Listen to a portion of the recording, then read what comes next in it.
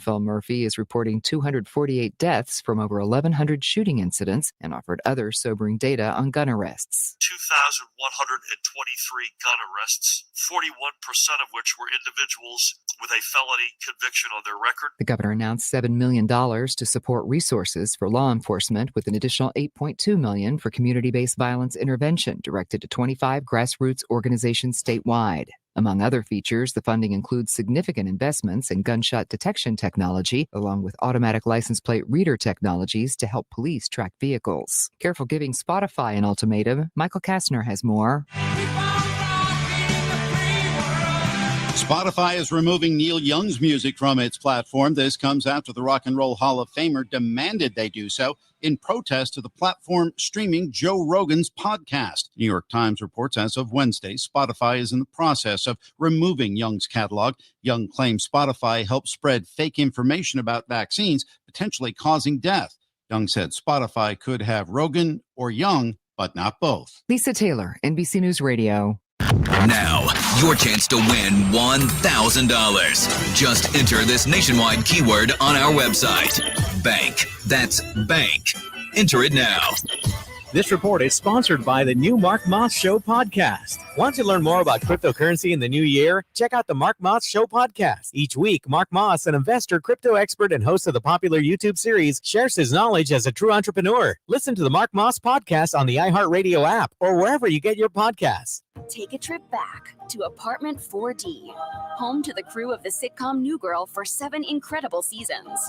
On the Welcome to Our Show podcast, join real-life friends Zooey Deschanel, Hannah Simone, and Lamorne Morris as they rewatch their Emmy-nominated series. At the end, when he says, you got some Schmidt on your face, I feel like I pitched that joke. I believe that. I feel like I did. I'm not 1,000%. I want to say that was, I tossed that one out. Listen to Welcome to Our Show on the iHeartRadio app or wherever you get your podcasts. What is iHeartRadio? All your favorite music. This is Steven Tyler and Joe Perry from Aerosmith. James from Metallica here. It's iHeartRadio. All your favorite stations, where you live or where you used to live. And of course, virtually every podcast on the planet at your fingertips. And it's all free. If you don't already have it, download the free iHeart app today. iHeart. Discover music, radio, and podcasts you'll love. iHeartRadio. With an open channel. I guess just try to keep channels open. We welcome open-minded individuals. I try to keep an open mind to all issues. With open arms. I think we need to always have our eyes open. For open conversation. And when you open the iHeartRadio app, you open a whole new world. Wherever you are. What should America do about immigration crisis? I guess open the borders, but at the same time, check everyone that's coming in. Open the gates. A free download in the App Store or at KTSMradio.com. El Paso's News Radio 690 KTSM. Live from the KTSM AM 690 studios, it's Talk El Paso with Andrew J. Polk. Be a part of the show by calling 915-544-KTSM. 915-544-5876. Or comment online on our stream at facebook.com/Talk El Paso. It's 4 p.m. Mountain Time, and that means it's time to talk El Paso with Andrew J. Polk. Thank you all so very much for joining us here for Talk El Paso, airing live on News Radio 690 KTSM. I'm your host, Andrew J. Polk. Thank you for tuning in, however you may be doing so, be it on air, online, live streaming through the free and reliable iHeartRadio app, or joining us over on the various social pages, facebook.com/Talk El Paso, the Talk El Paso channel over on YouTube, Twitter at Talk El Paso, or Twitch, Andrew J. Polk. We do this full video and all the features that come along with it, and that's one of the better ways you can comment throughout our program, because we do like the audience interaction, even if it can get interesting. Definitely almost always interesting is, again, the way I will choose to describe it, and we have a lot of interesting things to talk about here today. Given the response yesterday to the way y'all were talking about some of the immigration issues we were popping up, I was thinking about what we could do more about that, and then today answered in spades. Just a couple of things that are going on here today. We had a visit to our region, directly, Clint, and then over in Santa Teresa by the Department of Homeland Security Secretary Alejandro Mayorkas, for one. Then we also had, down in Velasco, Texas, we had several states' attorneys general, along with Texas Attorney General Ken Paxton and Texas Governor Greg Abbott, meeting for briefing, and quite a bit of things being said about current border enforcement and policies.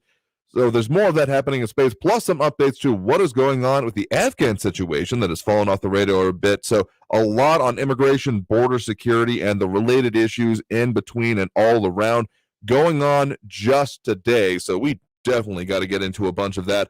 And then more than a little bit, as we do more than a bit of analysis on what is going on with this relating to elections, because there's been an interesting shift in some of these things. You might have even heard some of it on our air when it comes to how these things are being promoted and looking forward, as we have a Calvin Williams tuning in and chiming in with us. Good afternoon to you as well. We know that a bunch of you are in your cars, so this is not to say that only those that are online are the ones that matter. We like the interaction, but you're more than welcome. As long as you're paying attention, frankly, you are more than welcome to be tuned in again, however you may be doing so. We say that for a reason.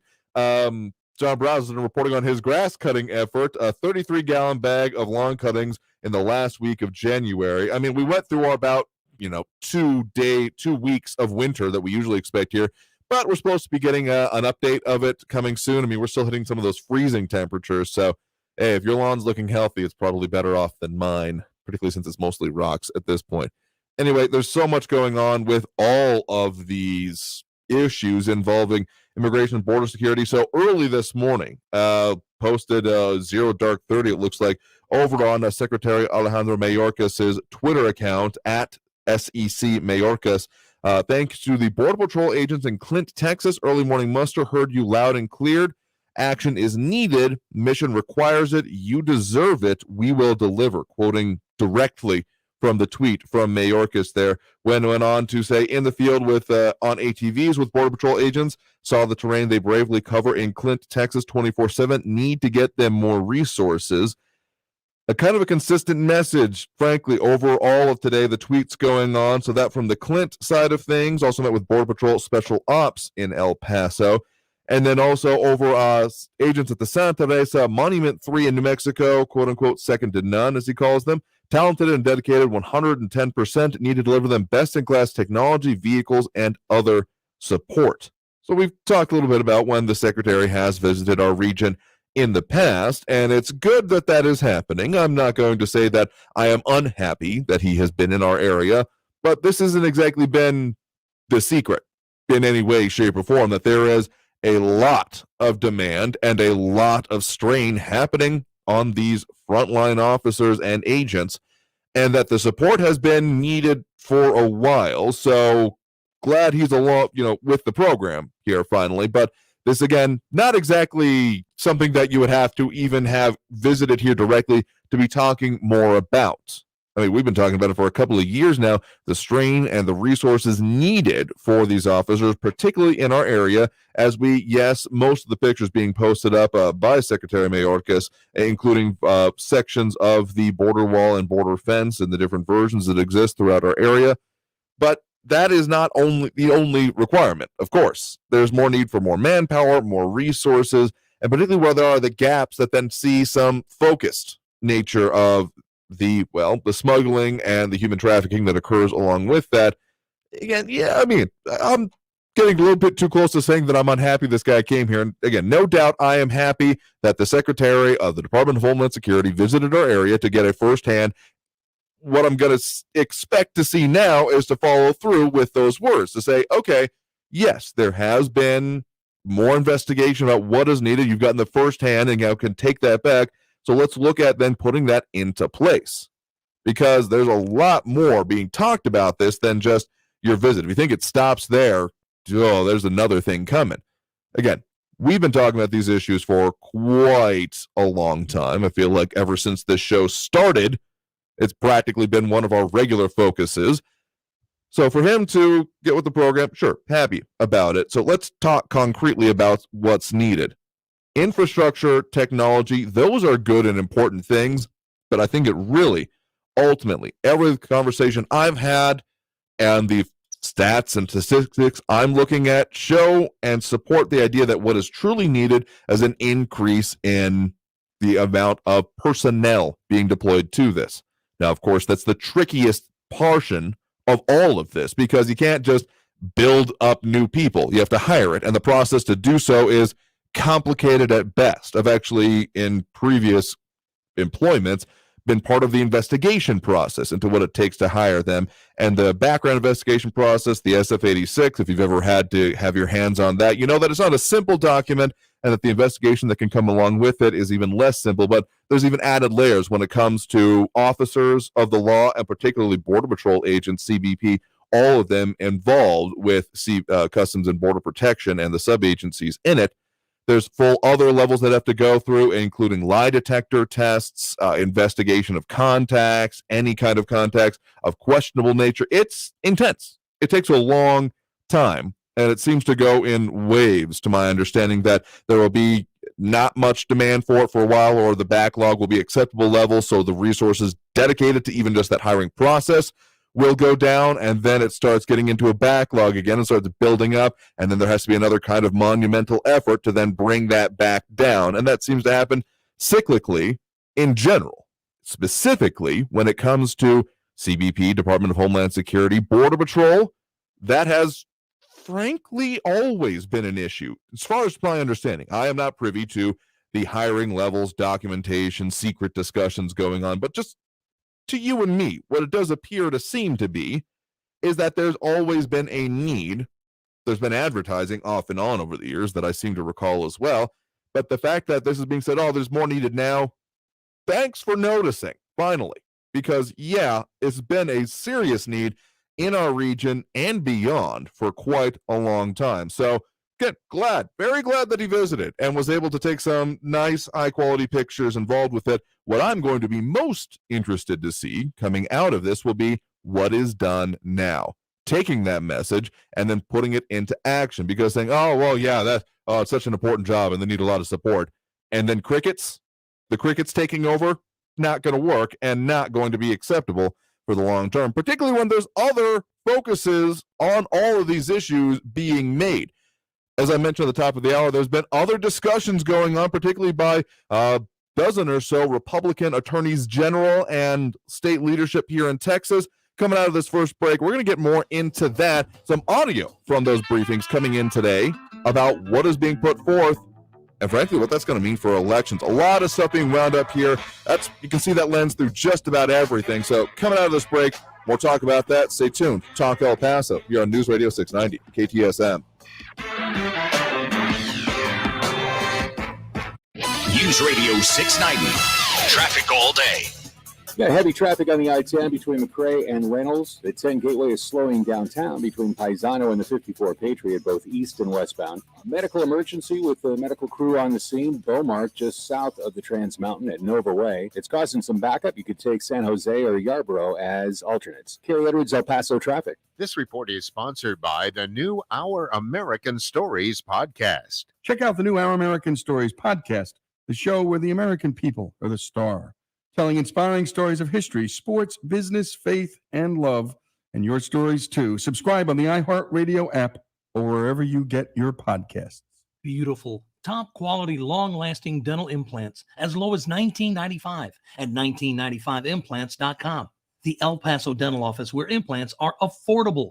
Other places charge $3,000, $4,000, $5,000, up to $6,000 per tooth. Please do not pay that much. Please do come to 1995implants.com, where our price is much lower, as low as $1,995 per tooth, including the implant, abutment, and crown, which many other places charge extra for. Plus, at 1995implants.com, we also offer a free consultation, free standard x-rays, and very convenient payment options. Now's the time to get rid of your cracked teeth, missing teeth, or loose, old, wobbly dentures and get the beautiful new smile that you want at a very affordable price. 1995implants.com. For more information, see our website, 1995implants.com. That's 1995implants.com. Se habla español. Happy New Year, El Paso. This is Ivan Ochoa, General Manager from Southern Park Chrysler Dodge Jeep Ram Fiat. Thank you, El Paso and surrounding areas, for helping us have a record-breaking year. As a gesture of gratitude, we're offering 0 down, 0 APR for 72 months, no payments for 90 days, and exceptional trade-in offers for any trade. Keep your cash and save thousands with record-breaking price cuts during the Start Something New sales event going on now at Southern Park Chrysler Dodge Jeep Ram Fiat. 2022 Ram trucks, huge selection, huge savings. savings. Save thousands in interest with 0 APR for 72 months on 2021 Jeep Grand Cherokees, Dodge Charger, and Durango SUVs. Looking to save thousands on your next car, truck, or SUV? The all-new Sunland Park Dodge Certified Pre-Owned Supercenter has a great selection with more arriving daily. All military personnel and all first responders receive an additional discount. Thank you for your service. Sunland Park Chrysler, Dodge, Jeep, Ram, Fiat, or buying a car is still fun at I-10 at Sunland Park Drive or online at sunlandparkdodge.com. Estamos en tu esquina El Paso strong. Includes factory rebate and dealer discount plus TTNL. 0 APR is $13.89 per thousand finance. Also select vehicles with approved credit. Offers not combined. Children who grow up in poverty are part of a destructive cycle. At Child Fund International, we find this unacceptable. In 25 countries, we are vigorously fighting poverty and improving the lives of children and their families. Learn more at childfund.org. News Radio 690 KTSM. Live from the KTSM AM 690 studios, it's Talk El Paso with Andrew J. Polk. To be a part of the show, follow on Facebook at facebook.com/Talk El Paso. Now here's your host, Andrew J. Polk. Thank you all so very much for joining us here for Talk El Paso, airing live on News Radio 690 KTSM.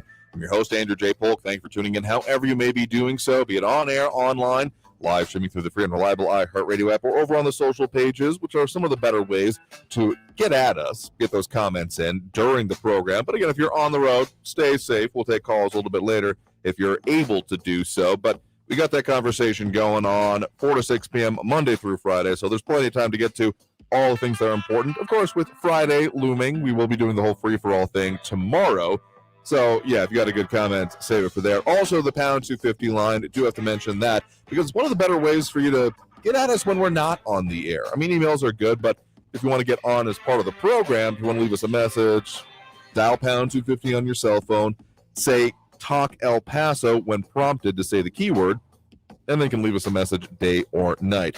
John Browston commenting on our subject from last segment, the visit by DHS Secretary Alejandro Mayorkas. Again, glad he came here. We'll be very interested to see if anything actually comes out of it. Be the best thing if anything actually happens along the lines of the goals he was talking about, more resources happening for this region, this sector, because, of course, those aren't the only conversations going on. But John Browston saying that Border Patrol trainees must maintain a grade level of 70 during training, and clarifying that in Spanish, if the level goes below 70, they're sent back to the Border Patrol sector. So, I mean, there are some high standards that go into it. Make no mistake. And I don't think we would want there to not be high standards. But what that does then end up meaning is there needs to be quite the focus on the recruitment and following through with it, which I feel like I've seen some print ads recently, but I remember back, like when I was a kid, there were actual like TV ads for people to embark on Border Patrol careers. And I feel like that just has not been as much around. In any case, again, Mayorkas visiting, good, but if you think that that's going to solve it and be like, well, we showed up, had some photo ops, took some pictures at O Dark 30 and riding ATVs and seeing the scenic views of the desert Southwest, that's going to be it, there's another thing coming, because, well, there are other groups and entities that are focused on these issues as well in our region and beyond. Specifically, there was a meeting from Texas Attorney General Ken Paxton, Texas Governor Greg Abbott, and about a dozen attorneys general from Alaska, Arkansas, Indiana, Kansas, Mississippi, Montana, Oklahoma, South Dakota, Utah, and West Virginia to speak about and coordinate their efforts when it comes to immigration and border security. And Abbott spoke as part of this. First speaking out and introducing the meeting was, of course, a Texas Attorney General Ken Paxton. I think immigration's increased, illegal immigration's increased to over 300%. Drug overdoses are up 30% in the country. Obviously, the spread of COVID, I think the number I saw was even border agents, 275% increase in deaths of border agents because of COVID spread, because of what's going on at the border. And then, of course, we have property crime. We have all kinds of other crime. And these people are being transported around the country. More than a couple of issues that has been brought up in and around our region. But then, Governor Abbott painting a pretty stark line of his interpretation of how things are going, and really in juxtaposition to essentially the Biden administration's efforts along the same lines. Over the past calendar year, the Texas Department of Public Safety and law enforcement here in Texas, they have seized enough fentanyl to kill every man, woman, and child in each of the states gathered here. I said that wrong. Every man, woman, and child in all of the states gathered here combined. And that was not the only thing that was being said by the governor during this. Some of the further comments made there that saying during this briefing and the news conference happening after up the statement out from the Abbott office, Texas is responding in full force to the Biden administration's failure to address the disaster at our border, and our efforts are being made stronger by collaboration with other state leaders from across the country, referring to those other state attorneys general. Like Texas, the attorneys general here today are working night and day to provide the safety and security Americans demand and deserve, and I thank them for their support and continued efforts to secure our border and to keep communities across America safe. Now, this is not any surprise that this is a bit of a focus of Abbott, currently in office, and also more than a little bit of a focus of his campaign. We've heard quite a bit of some of the ads coming through about it, a new one appearing on our eras of this week, I have noticed, but still, it all seems to revolve around border security, immigration, and the efforts that have been put forth as part of it. Now, of course, this isn't its own effort that has not have its own response happening to it. Within the past couple of days, there have been both the obvious opponent for Texas Governor Greg Abbott for the general election, that of Robert Francis Beto O'Rourke, saying that he is calling it a political ploy with the deployment of the Texas National Guard and Texas Military Department to the border and calling for them to be brought home. And then more recently, within the last day here, El Paso Congresswoman Veronica Escobar calling it as well and demanding that they be returned from the border in essence as well. So a lot of conversation going on around this, but the real focus and the interesting parts that came out of this news conference from, again, Governor Greg Abbott and Attorney General Ken Paxton of Texas was the focus on the smuggling. I mean, we're very familiar with the human trafficking and related efforts that happen and go through our area. Common misconception that they are just a pass-through and that we don't actually see things happening in our area. The instances of the stash houses we've been hearing about in our area are increasingly concerning because that is something not quite out of Sicario, but uncomfortably close when just the concept of it comes up. But then furthermore, the focus on how that then impacts everywhere beyond this area, another major focus of this news conference. Again, here is Governor Greg Abbott. If he cared, he would step up and do something about it. But he does not care about the carnage that he's causing to lives and communities across the entire country.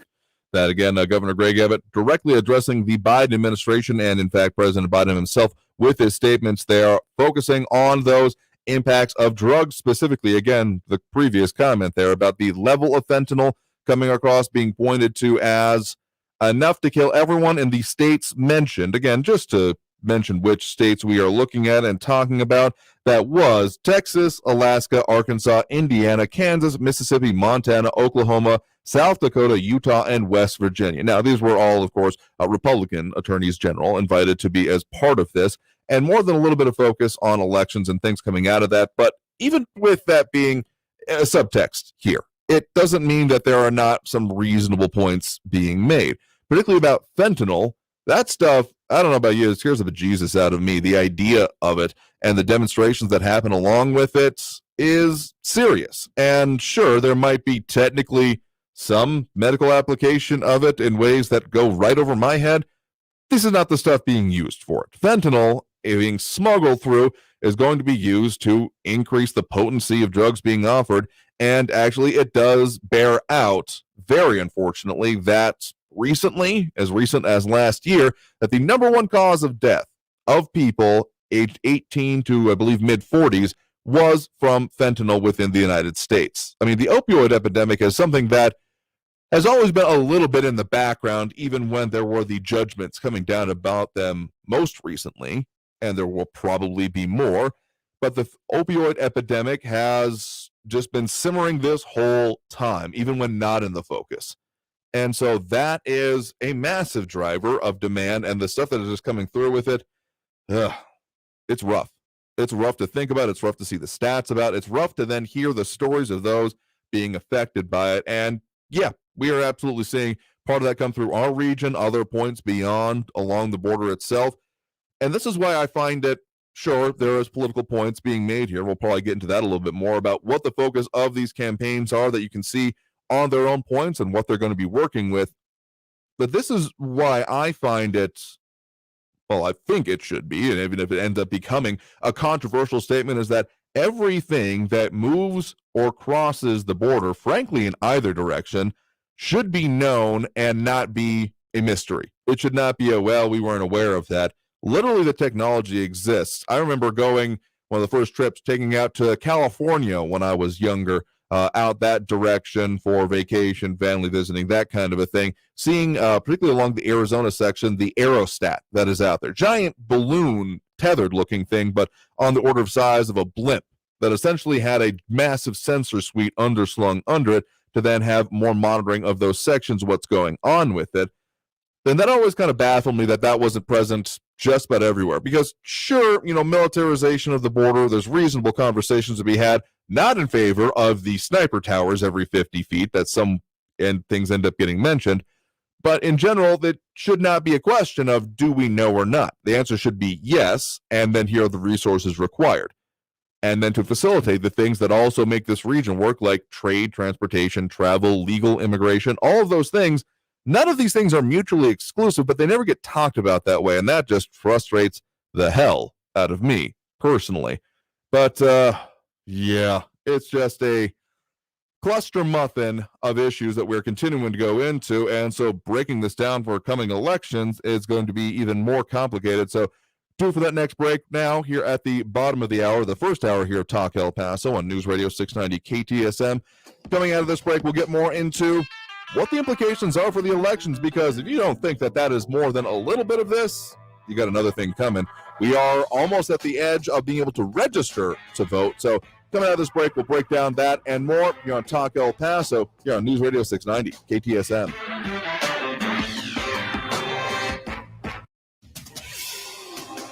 El Paso's News Radio 690 KTSM. Hello, everyone. This is Robert Olguin with your KFOX 14 News Update. Homeland Security Secretary Alejandro Mayorkas visited El Paso today. He was in Clint this morning. He was there talking to DHS employees and receiving operational briefings on frontline operations. His visit comes as the Biden administration continues to be criticized by both Democrats and Republicans for its handling of immigration at the southern border. El Paso community leaders today gathered at the Lincoln Center to show off plans for what will become the headquarters of the Mexican American Cultural Institute. The historic building in south central El Paso under the Spaghetti Bowl will be restored and used to teach Mexican American history. This has been your KFOX 14 News Update. I'm Robert Olguin. Traffic all day. News Radio 690. I-10 Gateway is slowing down eastbound between Artcraft and Mesa Street. And again on the I-10 eastbound between Piedras and Airway. I-10 westbound, look for slowing between McRae and Reynolds Street. And westbound on the 10 Gateway as you approach Paisano all the way over to 54 Patriot. Got a crash reported I-10 eastbound at the Copia Street exit ramp. Carrie Edwards, El Paso traffic. From the Forewarn Weather Center, this is CBS 4 weather forecaster Brady Brewster. A bit of improvement today as far as those temperatures go, settling right around where we should be this time of the year in the upper 50s and low 60s. Partly cloudy skies and breezy winds into the overnight tonight. We'll see gusts up to 30 miles per hour with lows in the 20s, so bundle up as you're headed out the door Friday morning. Visit our website, cbs4local.com, for a full look at your forecast. This report is sponsored by Audible. Make this the winter of you with Audible. Listen to the best of what you love, from comedy to wellness to the latest bestsellers. Find it all at Audible with audiobooks, exclusive originals, and popular podcasts. Start listening free when you sign up at audible.com. Casa Buick GMC invites you to the huge inventory used car sales event. How huge is that inventory? How about 325 cars, 350 SUVs, and the largest used truck collection in the Southwest? What brands? Just about all of them, from Cadillacs to Jaguars, BMWs to Chevys, Raptors to Denali's, and everything in between. Luxury, sport, or economy. Wow, that's Casa Buick GMC? Yes, and every vehicle comes with a 54-point inspection and a 6-month, 6,000-mile warranty. Financing? Over 20 banks and credit unions, and you can even buy here, pay here with La Casita Finance. I'm all in. Casa Buick GMC, home of the nice guys, Montana at Airway. Hey, Mario Courtney Lopez here. We know life's moments are definitely better together. And Smart Mouth mouthwash gives us the confidence to always be ready to make the most of these moments. Whether in studio, on the red carpet, or around the house, having the confidence to get close is amazing. Our lives are better together with Smart Mouth. Just 2 rinses a day means fresh breath for 24 hours. Find it at your favorite drug, grocery, or supercenter store, or save 20% at smartmouth.com/radio. Point with Mike Tipton is coming back home to Fox Sports 1380, an iHeartMedia radio station, and the iHeartRadio app every Friday from 5 to 6 p.m. starting January 7th. Do you love sports, food, El Paso culture? Then this is the show for you. I'm Mike Tipton, and I'm inviting you to tune in to The Tipping Point with Mike Tipton on Fox Sports 1380, covering local, statewide, and national sports stories, news, and information that you want to talk about. The Tipping Point with Mike Tipton, Friday afternoons at 5 p.m. on Fox Sports 1380 and the iHeartRadio app.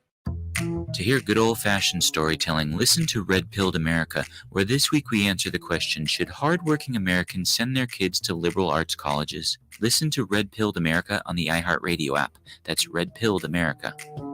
This report is sponsored by Red Pilled America. News on the hour and a half. Traffic and weather all day. I don't watch television, so I get all my news from you. News Radio 690 KTSM. News Radio 690 KTSM El Paso. Live from the KTSM AM 690 studios, it's Talk El Paso with Andrew J. Polk. To be a part of the show, call 915-544-KTSM or follow on Facebook at facebook.com/Talk El Paso. Now here's your host, Andrew J. Polk. Thank you all so very much for joining us here for Talk El Paso, airing live on News Radio 690 KTSM. I'm your host, Andrew J. Polk. Thank you for joining us, however you may be doing so. On air, online, live streaming through the free and reliable iHeartRadio app, or joining us over on the social pages, Facebook, YouTube, Twitter, and Twitch. All of those places you can chime in or at least view the show. But if you want to chime in, the main place to do it is still probably the Facebook page, facebook.com/Talk El Paso, where the Skeptic Squad is often up and running, as it already is here today, with Calvin Williams, Raul Amaya, John Brazelton, I'm James Radcliffe, Edgar Ortiz, and more tuning in, chiming in. Edgar with a question. I will say simply, if anyone else is getting paid for this show, I'm going to be a little bit mad because I barely get paid for this show. So, hand to God, there's no one else that is a paid contributor or anything like that. Or if they are, I'm not aware of it, and I will be mad in a variety of other ways. So, simple enough there.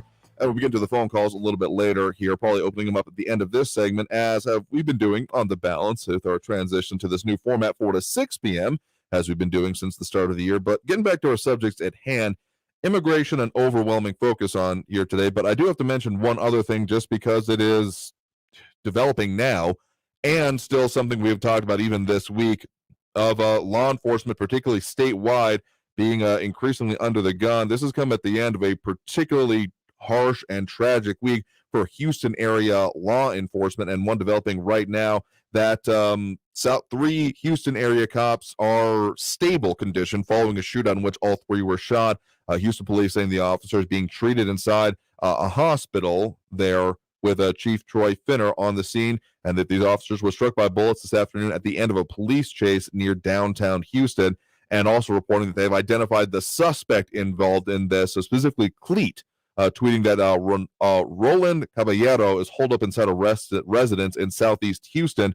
Also claims that he's got a gunshot wound to the neck, and that he, and along with those 3 officers, were wounded at the end of a chase. And this comes, of course, after at the end of last week and early this week, 3 officers were either hurt or injured there. So it is more than a little bit of a rough week in Houston, but even we've had our own instances in this area of officers being attacked in these past week and change. So that is given, and will probably not be helping the recruitment issues we've talked a bit about in the past, but probably talk more about that in the future, because that is even something being reported by Capitol Police and national agencies as well, not even just down at the local level. So that will probably contribute to ongoing issues with staffing levels for BP, CBP, and all of the related border security agencies that we're very familiar, ICE even in our area, and that will probably be ongoing. One other thing I want to mention before we get back to the implications of all of this is being noted that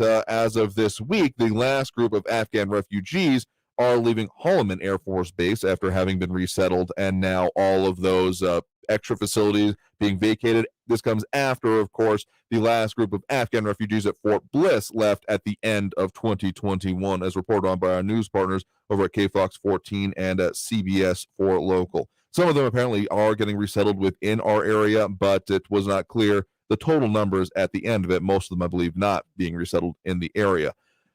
Of course, some of the stuff we're talking about with elections, a lot of fights coming up, including things surrounding the Supreme Court nomination and vacancies there, but focusing specifically on the issues we got at hand today. When it comes to immigration and border security, there is probably quite a bit coming up with it.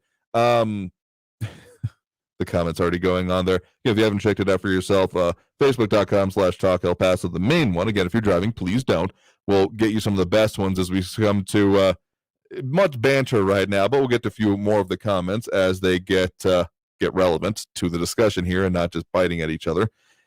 The electoral implications that come from all of this are pretty significant. We've already talked previously about how the Abbott campaign has seized on border immigration, border security, and the state level efforts most specifically as one of their key issues. It was their first campaign ad that they've started actually making buys about, and it's been mentioned more or less in everything that has been put out, essentially. Maybe not a total focus, but I mean, even the anti-O'Rourke attack ads that came out ahead of that campaign's actual announcement that O'Rourke was running, those were focuses of the two primary ads, even alongside the more inflammatory statements such as, hell yes, we'll take your AR-15, your AK-47, that, quote that if you've heard it before, it's hard to forget that coming through.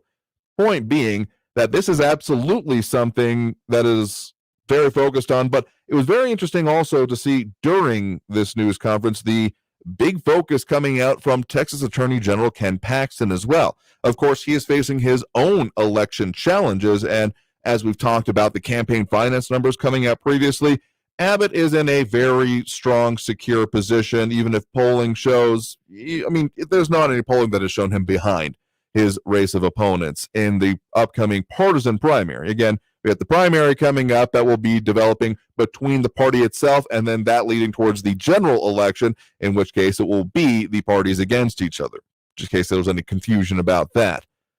So Abbott has it pretty well in hand. Just shy of $20 million raised towards the end of 2021 and about $65 million left on hand, well and truly eclipsing most, if not all, combined other opponents. So not a whole lot of worry to really be had there for the Abbott campaign, but the effort certainly keeping up here.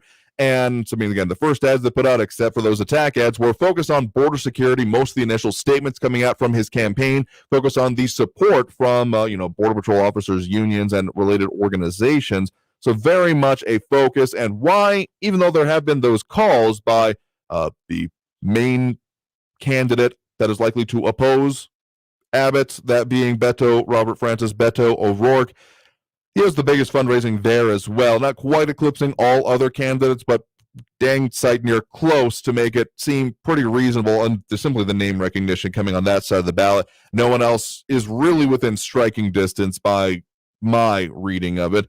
But so the focus on Ken Paxton coming out of this, he is mostly honing in on Louis Gohmert's former congressional representative, who has thrown his hat into this race. Of course, we previously talked with two of the other candidates hoping to unseat Paxton, that being of Land Commissioner George P. Bush, yes, related to that Bush, but nephew, I believe is the technical term, and then, of course, former State Supreme Court Justice Evo Guzman, speaking with them both ahead of and then at CPAC over last summer. They don't have the greatest fundraising. They're not quite close to Paxton, but they're all in the millions. So Paxton is not getting outraised by any individual candidate, but overall he's getting outraised by the sum total of them. But in focusing on Gohmert, who is probably the greatest national recognition and the amount that national fundraising is definitely having an effect on this race. That Louis Panado saying, I've never voted for one of those government parasites because of their attack ads. Not sure if that's a comment more on the candidate or more on the nature of attack ads, but there's something to be said. I think it riles, though, that already agree with it, but don't necessarily change the minds of anyone who is actually unsure. Because, well, I'd like to think, even though it doesn't bear out, that people like policy maybe a little bit better than when it comes to just, oh, this guy is bad, therefore vote for me. That I've been known to be wrong about my hopes and dreams when it comes to how politics works in this country anyway. But so focusing on Gohmert, who I do believe had some of the better fundraising numbers, is an interesting move. I think it's primarily based on name recognition, because sure, Bush has the name to go with him, but is relatively unknown unless you're really paying attention to politics in Texas that go a few steps down from the top of the ballot. And unless you're pretty much involved in the legal system in Texas and the state Supreme Court, you probably wouldn't have even known who former state Supreme Court Justice Eva Guzman was ahead of her announcement of this. So it makes a certain kind of sense, but Paxton does face a little bit of an uphill battle. Again, just as shown by the fundraising numbers, he's not got anywhere near the comfortable margin that, say, the governor does, which made it very interesting the way this whole news conference progressed, pretty much putting Paxton in the driver's seat of it. He was the first speaker once the assemblage happened after their other briefings and the other activities of the day, where usually it is the governor that speaks first. The governor, in pretty much all of these similar types of news conferences, bringing people in from out of the state, particularly on border security issues, he's been the one to speak first, set the table, and then introduce and speak with everyone else. But in this case, Paxton did it. And there was much made of the relationship between Paxton and the governor. Congratulations and thanks back and forth from both of them to each other as part of this. So if anyone was wondering if there's going to be at all a wedge between the attorney general and the governor here in the state of Texas, I think this showed pretty conclusively not gonna happen, because not exactly buddy, chummy, but very much we appreciate working with you and your office and everything that you've done. Pretty well in lockstep, it did seem, coming out of this. So the implications for the election, as you already heard, there's a new one running on our air, or at least I've heard it coming by. I think it'll be coming up here in a little bit. So pay attention during this break to the new messaging that is coming out. I believe an economic focus being shifted to slightly, at least in this period of the campaigning, by the governor. But even then, there is still that focus on immigration and border security. And that does seem, given the effort, given the amount of attention being made to it, that is probably a current that is going to be going through the rest of this campaign in one way or another. All right, we got to take that next break right now. So we will be opening up the phone lines as we do at this point during the show. So if you're wanting to call in, that number to do so is 915-544-5876. 544 KTSM. A lot of comments going on. We'll get to more of that. And if you want to call in, number again, 915-544-5876, 544 KTSM. More Talk El Paso after this break. You're on News Radio 690 KTSM.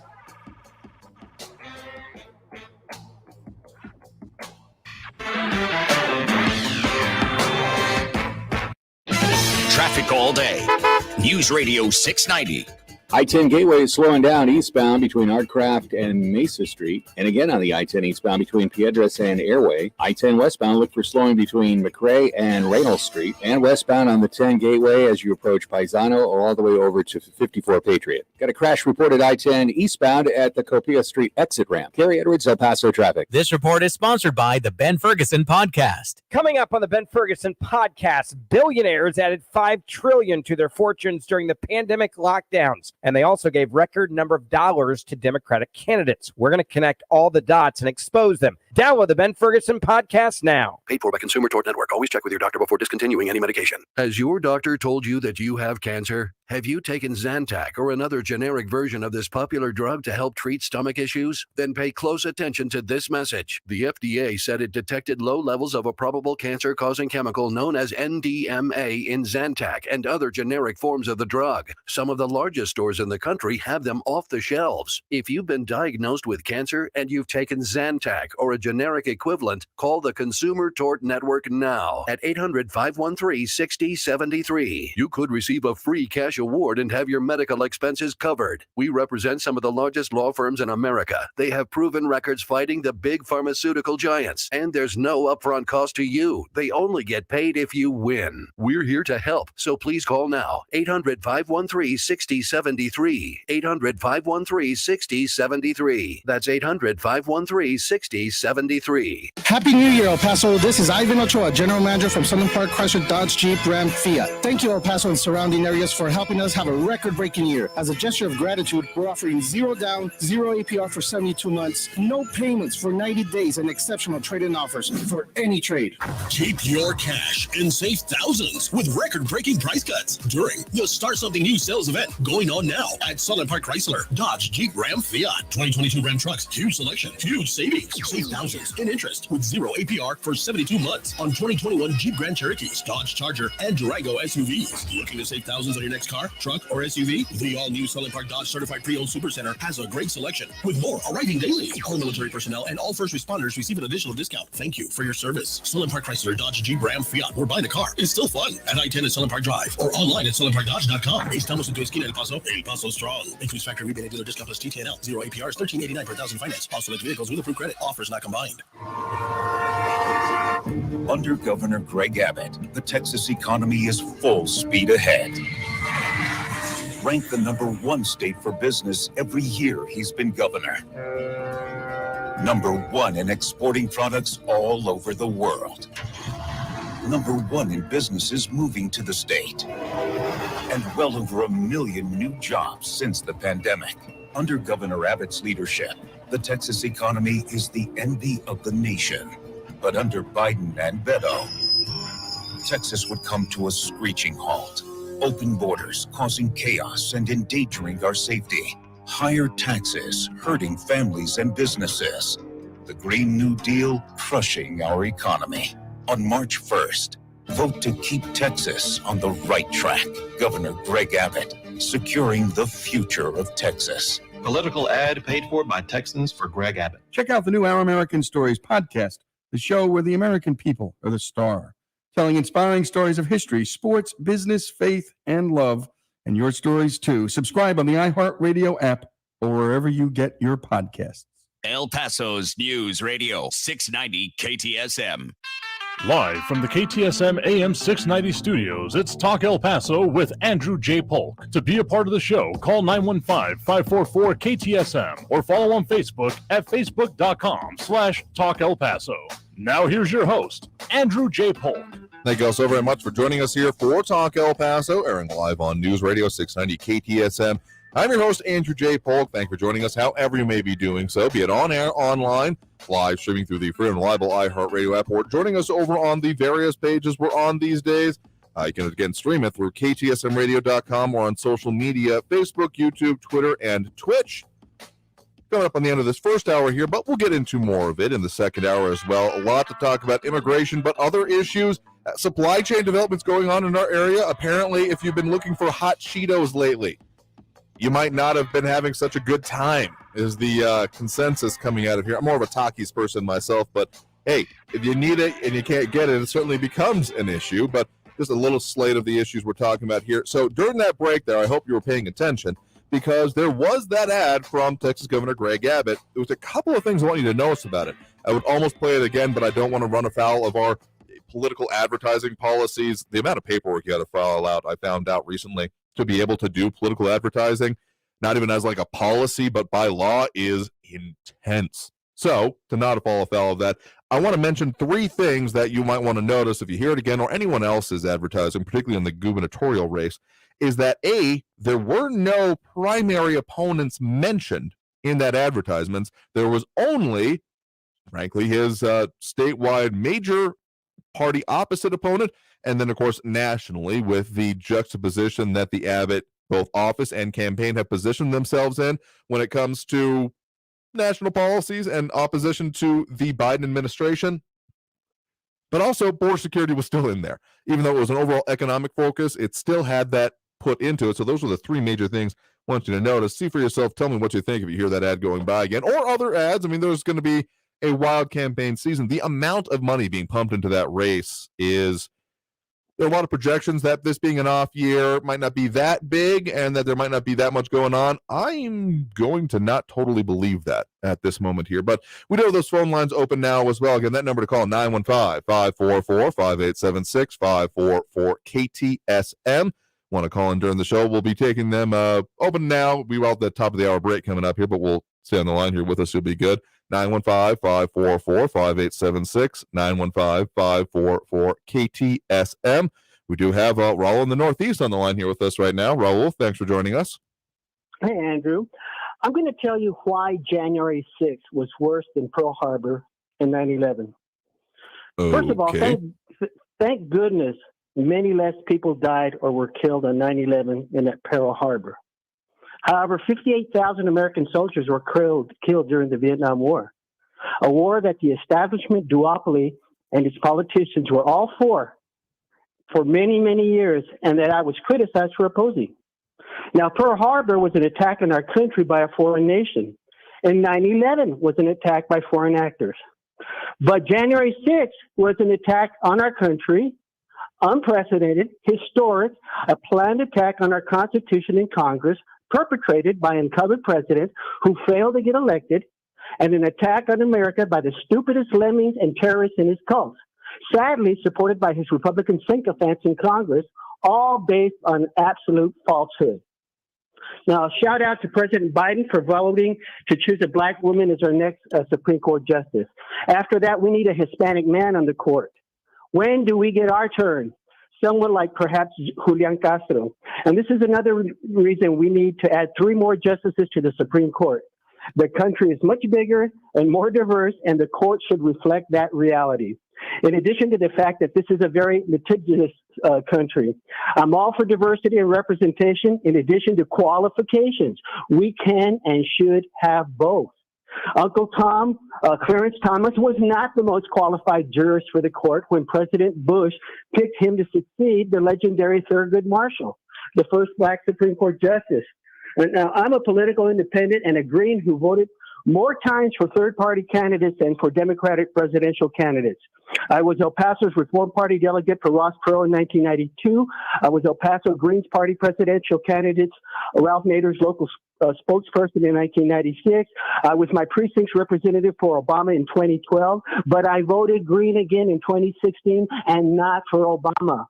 I wanted Bernie Sanders, Elizabeth Warren, or Tom Steyer for president. But I voted with 81 million other Americans for Biden to expel Trump from the presidency.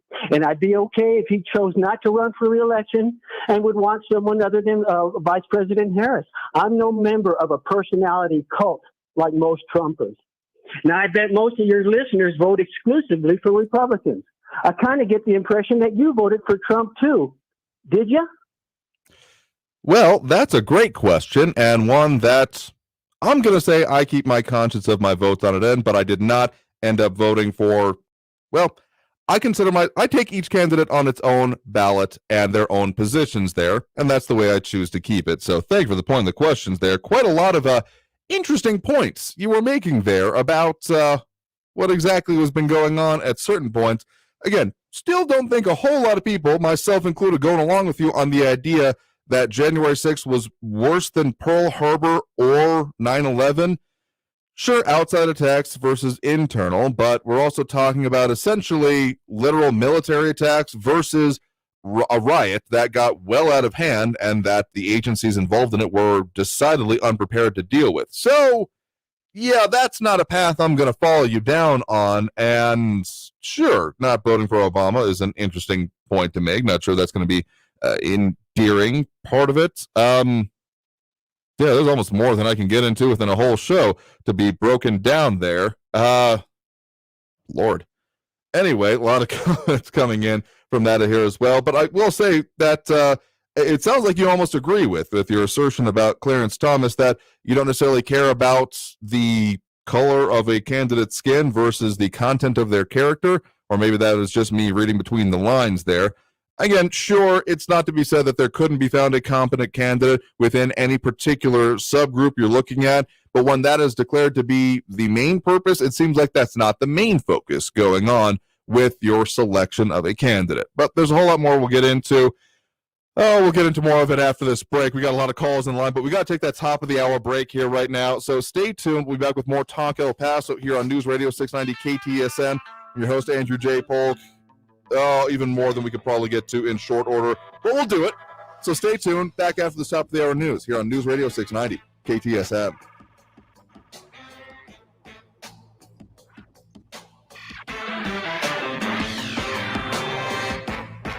Traffic all day. News Radio 690. Got an accident reported I-10 westbound at the Reynolds exit ramp. Also I-10 eastbound at Copia. Injury accident Pelicano at George Dieter Drive. I-10 is slowing between Artcraft and Mesa and between Piedras and Airway. And northbound Zaragoza is closed at Pelicano for a DPS funeral. All northbound lanes are closed and traffic's reduced to one lane southbound. Kerry Edwards, El Paso traffic. This is a crime alert from James Finch, former Assistant Director of the FBI's Cyber Crimes Division. Your home's title is the only document that proves you own your home. And now, cyber criminals are able to forge our names off our home's title and claim they own it. It's a nightmare crime. Watch a video of a former cyber thief who now trains police, show how it's done, and how Home Title Lock could have stopped him. Visit HomeTitleLock.com/radio. HomeTitleLock.com/radio. Casa Buick GMC invites you to the huge inventory used car sales event. How huge is that inventory? How about 325 cars, 350 SUVs, and the largest used truck collection in the Southwest? Examples? 2016 Chevy Colorado, $29,887. 2014 Cadillac ATS, $18,791. 2017 Ford F-150, $34,337. And every vehicle comes with a 54-point inspection and a 6-month, 6,000-mile warranty. Financing? Over 20 banks and credit unions, and you can even buy here, pay here with La Casita Finance. Come all in. Where do I go? Casa Buick GMC, home of the nice guys, Montana at Airway. Always just minutes away from the latest news around town and around the world. It's important to know what's going on, especially around the world. News Radio 690 KTSM. All right, everybody in the car. Let's go. What are we going to do first when we get there, Mom? Go for a hike? Sure, if you want. What about canoeing? Can we go canoeing too? I don't see why. What about a bike ride? No. I want to fish. Oh, I've never been fishing. Honey, we can do it all. How long does it take to get to the forest? It's not. Is it going to be long? No, sweetie. I bet it takes forever. It's not that far. Are we there yet? Yep, we're here. Already? No way. Come on. It's a short drive from your neighborhood to your naturehood. Visit discovertheforest.org to find a neighborhood park or green space near you. Also, find fun activities to do like boating and biking or camping and hiking, plus much more. It's all right in your naturehood. A public service announcement brought to you by the Ad Council and the U.S. Forest Service. News on the hour and a half. Traffic and weather all day. News Radio 690 is KTSM AM El Paso, an iHeart radio station. NBC News Radio, I'm Brian Shook. President Biden is busy reviewing biographies of candidates for the Supreme Court. This is a priority for him. He will obviously be spending time on it. That's something that he's been doing since last year. So said White House Press Secretary Jen Psaki. Biden hopes to nominate a successor to retiring Justice Stephen Breyer by the end of February. Psaki rejected suggestions that the time frame is too short. She also noted Biden's pledge to name the first black woman to the high court. There may be a standoff going on in connection with the shooting of 3 Southeast Texas police officers. Cops from multiple agencies, including Houston Police and Texas Department of Public Safety, are swarming a neighborhood in Houston's 5th Ward. The 3 officers are in stable condition. Houston police say the officers are being treated inside the hospital with Chief Troy Finner on scene. A foot of snow will likely blanket Boston, while areas of Cape Cod could see 2 feet by the end of the weekend. The National Weather Service in Boston says they expect significant snow and wind across the eastern portions of Massachusetts and in Rhode Island. A winter storm watch is in place from Maryland all the way up the East Coast to the Canadian border. The attorneys for an alleged Michigan school shooter are planning an insanity defense. Lisa Taylor reports. Ethan Crumbley's defense attorneys filed a notice stating they plan to assert the defense of insanity at the time of what happened late last year. Crumbley faces 24 charges, including 4 counts of first-degree murder. He's accused of killing 4 students, injuring 6 students, and 1 teacher in the deadliest high school shooting since 2018. The U.S. economy is demonstrating strong growth. GDP grew by 5.7% last year as the nation began to recover from the coronavirus pandemic that decimated the economy in 2020. You're listening to the latest from NBC News Radio. Another naval officer is pleading guilty in a bribery scandal. Eddie McCoven reports. The U.S. Attorney's Office says Commander Stephen Shedd admitted to sending Malaysian defense contractor Leonard Glenn Francis, a.k.a. Fat Leonard, classified ship schedules for the Navy's 7th Fleet. Commander Shedd admitted to receiving, among other things, a pair of watches worth $250,000 for helping the contractor's company. He is the third member of the 7th Fleet to plead guilty to bribery charges of the 9 who were indicted by a grand jury back in 2017. The House Oversight Committee is looking to learn more about the NFL's probe into the Washington football team's work environment. Several of the women who took part in the investigation into several workplace misconduct and sexual harassment allegations will attend the full committee roundtable scheduled for February 3rd. New York Democrat Carolyn Maloney, who chairs the Committee on Oversight and Reform, said it's becoming increasingly clear that the league failed to protect employees and went to great lengths to cover up the investigation's findings. NASA is pausing to remember the lives lost in pursuit of the exploration of space. Rory O'Neill reports. Today marks the anniversary of the launch pad fire that killed the crew of Apollo 1 in 1967. Friday is the anniversary of the 1986 Challenger disaster. Engines throttling up, 3 engines now at 104%. Challenger, go at throttle up. Challenger, go at throttle up. Tuesday marks 19 years since Space Shuttle Columbia broke apart during its re-entry. Other explorers who died during training flights are also being remembered in events at NASA centers nationwide. The Atlanta Braves are planning a World Series trophy tour with 151 stops. The tour begins on February 15th in Atlanta. It includes stops in Georgia, Alabama, Tennessee, Mississippi, South Carolina, and North Carolina. Brian Shook, NBC News Radio. Now, your chance to win $1,000. Just enter this nationwide keyword on our website. Deposit. That's deposit. Enter it now. This report is paid for by the U.S. Department of Health and Human Services. No family should lose someone they love to COVID because vaccines prevent more than 9 out of 10 COVID deaths. We can do this. Find vaccines near you at vaccines.gov. Paid for by the U.S. Department of Health and Human Services. When El Paso Children's Hospital first opened its doors in 2012, they forever changed pediatric healthcare in the region. More families stay in El Paso for specialty treatment instead of leaving town. More children have access to pediatric specialists. 7 pediatric specialty clinics help achieve the best possible outcomes. And there's so much more to come. El Paso Children's Hospital, celebrating 10 years of pediatric specialty care in the region. 10 years of wonder. Attention men under the age of 35. You know what really impresses the ladies? When a guy has a few drinks and later gets pulled over for buzzed driving.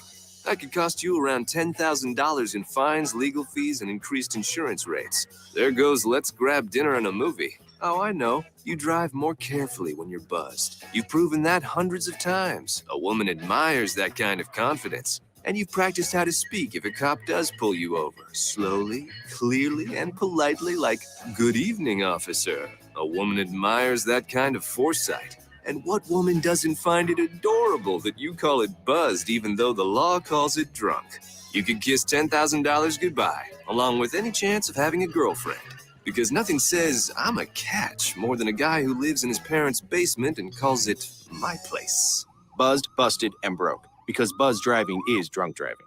A message from the National Highway Traffic Safety Administration and the Ad Council. News Radio 690 KTSM. Live from the KTSM AM 690 studios, it's Talk El Paso with Andrew J. Polk. To be a part of the show, call 915-544-KTSM or follow on Facebook at facebook.com/Talk El Paso. Now here's your host, Andrew J. Polk. Thank you all so very much for joining us here for Talk El Paso, airing live on News Radio 690 KTSM. I'm your host, Andrew J. Polk. Thank you for calling in and tuning in, being a part of the show in any way you choose to do so, because, of course, we're broadcasting on air on 690, so if you're in your vehicles, drive safe. Road conditions might be interesting out there as they get this time of the day, so pay attention, please. But we'll continue having the discussion in the meantime. You have those phone lines open now as well if you wanted to comment and join in that way. 915-544-5876, 544-KTSM. Talking about a bunch of subjects here today, all more or less revolving around immigration, border security, the conversations going into it, the efforts going on, the individuals visiting our region and beyond, and the electoral implications of all of it. Plus a few other topics going on related to it. What is going on with the Afghan refugees that have now left the area from the resettlement agencies, as well as other related things, supplies, apparently hot Cheetos at a premium lately. But there's just so much that goes into it, and we talk about as much as we can going into our second hour here as we are at 4 to 6 p.m. So let's get to some more of those calls on the line. A lot of comments going on as well on the social pages, facebook.com/Talk El Paso, YouTube, Twitter, and Twitch, with some very interesting, geez, a lot relating to the last caller there, stirring up a lot of emotions. But Ion Graham saying specifically, did the last caller call a Supreme Court Justice Uncle Tom? I do believe so. There's a lot that went into that, but I do think that went by at one point here. But let's get into some more of those calls, as we also have Louis Pinato, James Radcliffe, John Brazelton, Edgar Ortiz, and more. Kelvin Williams as well. Also saying why. One of them, Kelvin Williams, saying why he's smarter than Raul because he's not Raul. I mean, I get it. There's a lot of lightning rod issues brought up there, but we'll talk more about it. So get into those calls, 915-544-5876, 544-KTSM. We do have Sylvia in the Northeast with us on the line right now. Sylvia, thanks for joining us. Hi there. Thank you for taking my call. Sure thing. What's on your mind? So, first of all, I want to just talk about two subjects very clearly and very concisely. The border security, it is the border. A nation without borders is not a nation. If walls don't work, then why are there walls around prison camps? And our sovereignty is very important to us. We need to protect our sovereignty for the future of our children. And that's all I'm going to say on that topic. That's just my personal opinion. Sure. The other thing I would like to address, is that okay with you? Yeah, absolutely. Thank you. The second thing I would like to address is the caller, Raul, that called regarding the topic about Pearl Harbor being compared to January the 6th. No way. Thank you very much. No way, Jose. It was an attack on our troops. It was an attack on our country. We love our Japanese friends, and that has nothing to do with what happened back then. And so what happened on January the 6th was not an attack on an attack on our country. There were people out there that were expressing their due right to expressing their opinion. Whoever opened the gates should not have opened the gates. Yes, emotions were high, but let me tell you, an attack of hundreds of people at Pearl Harbor does not compare to the death of one young veteran, Air Force veteran female, that was shot cold-blooded. She was not armed. Yes, she climbed through a window, and as she climbed through the window, along with so many other people, she was shot by an officer of all people. And that officer has not answered questions regarding the investigation. He has not been charged. He is still at work, and he was armed with his pistol out before she even came through the window. And I'm sorry to sound a little bit emotional, but we have not given justice to Ms. Babbitt, veteran of the United States Air Force. And there is no way that you're going to compare Pearl Harbor to the wrong shooting of one young lady. And everyone, I just want to say one more thing. Everyone that went in should not have been allowed in, period. There were a lot of FBI among the crowd, undercover, and it's been a proven fact. So I would just like to stress that you cannot compare that the way it was compared. Thank you, sir. Oh, sure thing. Thank you for the points in the call there. Yeah, again, that's a path and a bridge way too far from me. Again, not saying that either is unimportant, frankly. The fact that, the Capitol could be breached in such a way, there's a reason I've been fully supportive of a full investigation. Not sure if the current efforts are really encompassing of my idea of a full investigation anyway, but still, would love to know exactly, full breakdown, everything that happened there, including very specifically the security failings. The fact that you could break out a window of the Capitol building with a 2x4 raises a whole lot of questions for me. So I'll agree with you on that point there. So thank you very much for the point and the call here. We got to take more calls on the line here. Again, 915-544-5876, 544-KTSM. If you're calling in the middle of a segment, it might be put on hold briefly, but we'll get with you. Right now, we do have Andrew on the west side here on the line with us. Andrew, thanks for joining us. Yes, good evening. Evening. What's on your mind? Yes, reference to that Raoul character, Mm-hmm. in the words of Ronald Reagan, there you go again. But anyway, if I could make any suggestions to our president right now as to Supreme Court nominations, why not Judge Jeanine Pirro? That would be my suggestion. Okay. Meets the qualifications that he's putting out and qualifications to be a jurist on the Supreme Court. Second point, this visit by Mayorkas is merely an op-ed. It's a photo op. He's not going to do anything. This is the same individual that said you cannot deport illegal immigrants solely because they're in the country illegally. And the idea of, with these Democrats is to get as many illegal immigrants in the country and then give them amnesty and voting rights. My other point is Greg Abbott's utilizing the Guard on the border is not only to beef up security, but to prevent all types of smuggling, which you mentioned earlier, fentanyl and human trafficking. Okay, remember the Guard does not have any law enforcement authority when it comes to immigration matters, and that's what I tell people out there. They're there to enforce state laws. And folks, let me tell you, human trafficking, drug smuggling, those are state laws and they are felonies. Okay, I think it would be a negative impact if Abbott were to recall the Guards. It would be a negative impact on his campaign. Also, absolutely, it never ceases to amaze me how they're transporting aliens around the country. Who's paying for this? That's what I ask. You and I as taxpayers. Yep. And is that transportation of these illegal aliens around the country, is it helping quell this COVID crisis? Remember, hospitals are getting full. Do we need more people just being released into the community? And my last point is this, and I know it's going to come as a shock to some people in El Paso, but in my opinion, Democrats couldn't care less about veterans. They care more about illegal aliens. But those are my points. Thank you for allowing me to speak. No, absolutely. Thank you for the points in the call there. I mean, that was a point that was made by Attorney General Ken Paxton about the COVID spread. And I mean, it does seem a little bit like a juxtaposition of a concern about, no, it's not real, but then at many times it's talking about immigration, it's real. I think it's real anytime we talk about it, just to make that clear.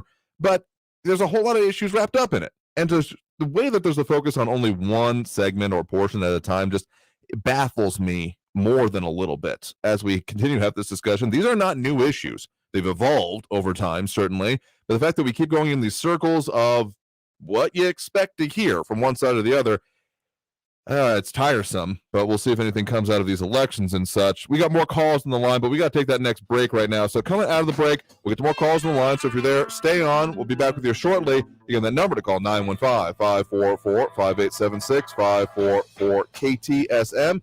Back out of this break with more Talk El Paso here on News Radio 690 KTSM.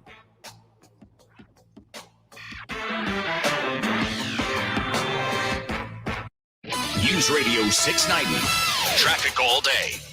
Watch for an injury accident Pelicano Drive eastbound at George Dieter. Loma Land and Montwood police responding to an injury accident there. I-10 eastbound between Artcraft and Mesa. It's slow and go, 5-minute delays. I-10 eastbound between Piedras and Airway Boulevard. And Zaragoza Road is closed northbound at Pelicano, all lanes northbound for a DPS funeral. Kerry Edwards, El Paso traffic. This report is sponsored by Indeed.com. If New Year calls for more hiring, check out Indeed, the all-in-one hiring platform that makes it easy to attract, screen, and interview candidates all in one place. Sponsor your first job post today after visiting Indeed.com/credit.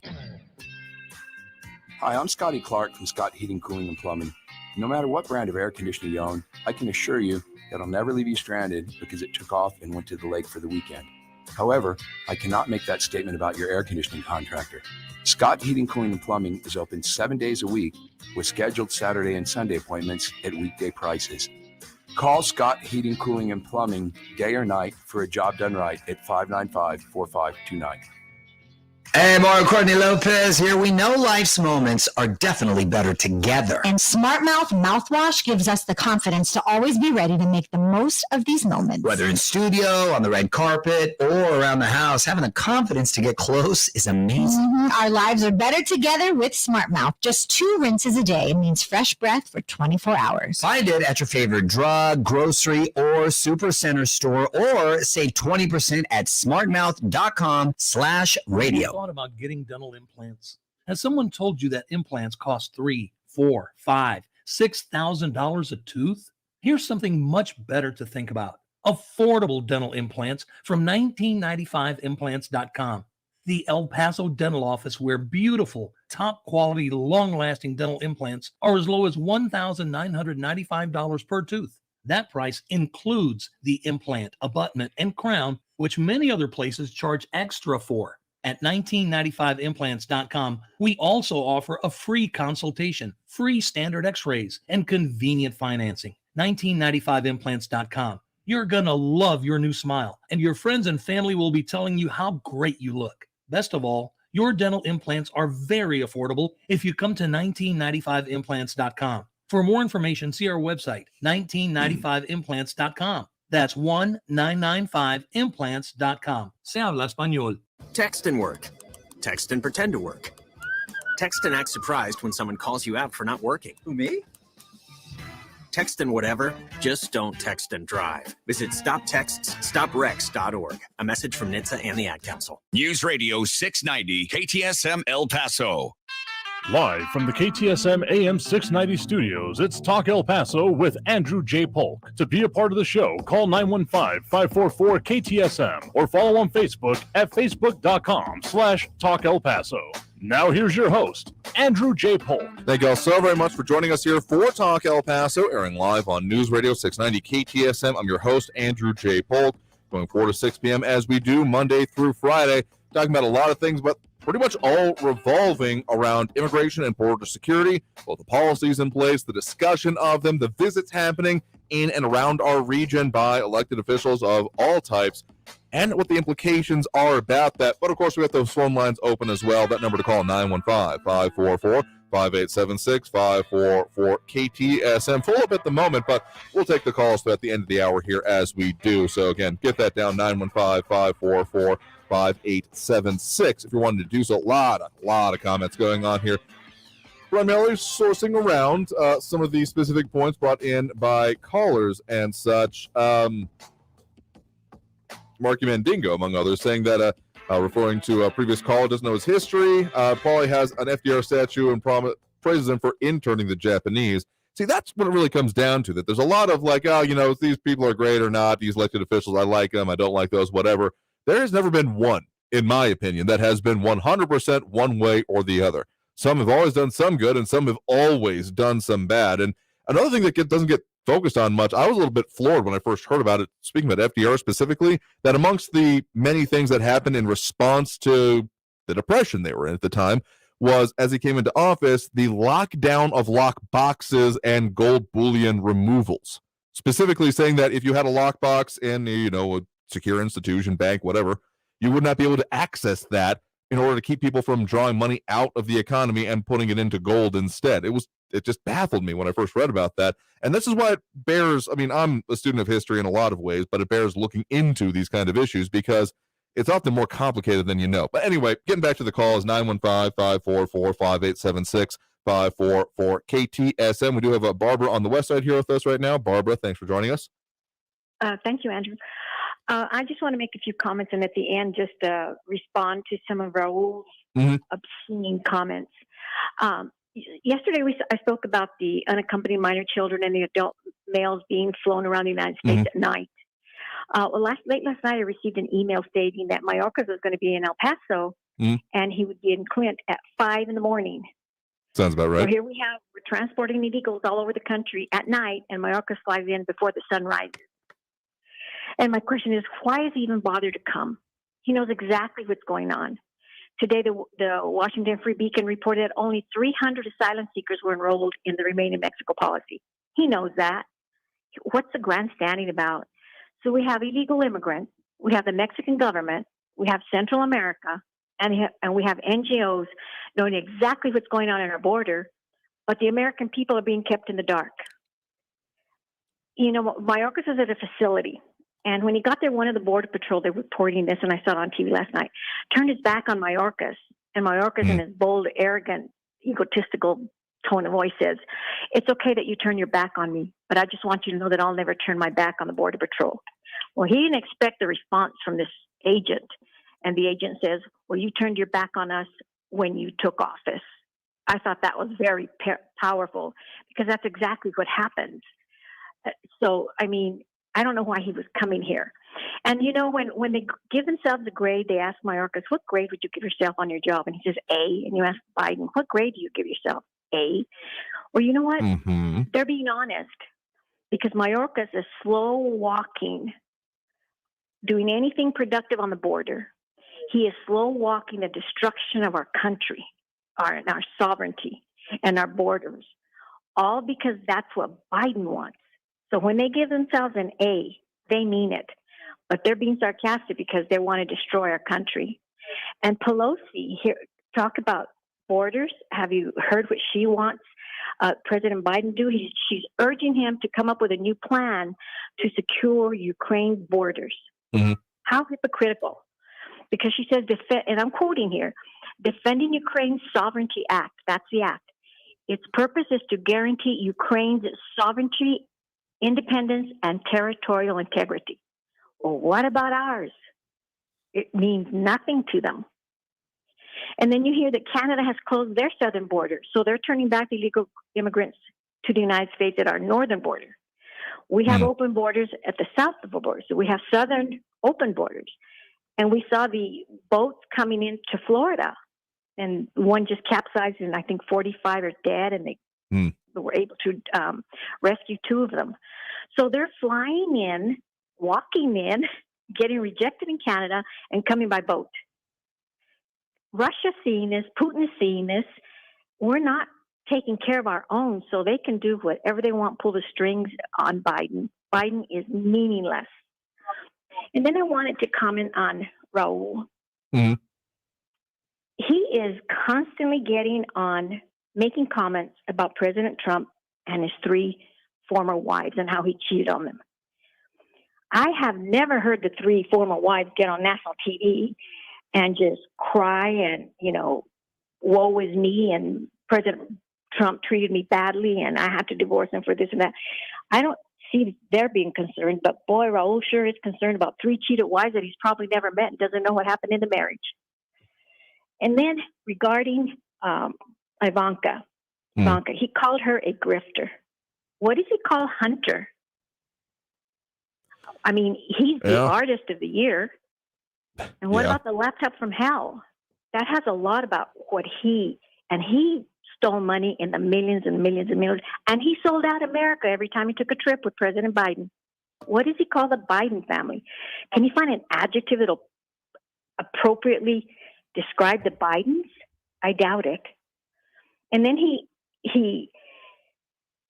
what else? He says so many things. Oh, and another thing that I think is just obscene is to say Uncle Tom about Justice Clarence Thomas. How rude.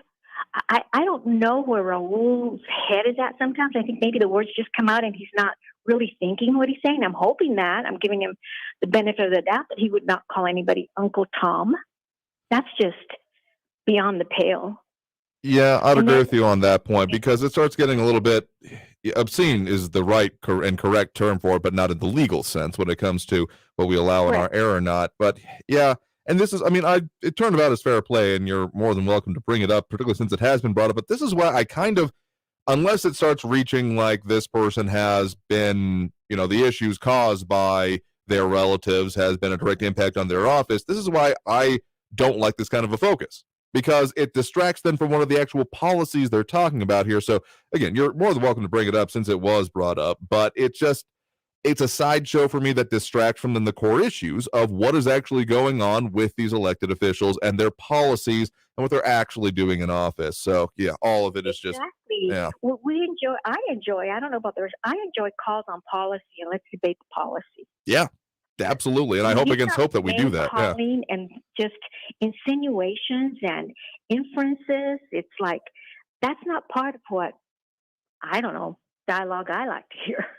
And then one last point. Sure. We know that things are going well on the border for Mayorkas, including our representative, because you don't hear her being incensed and offended about how people are being mistreated at our borders now.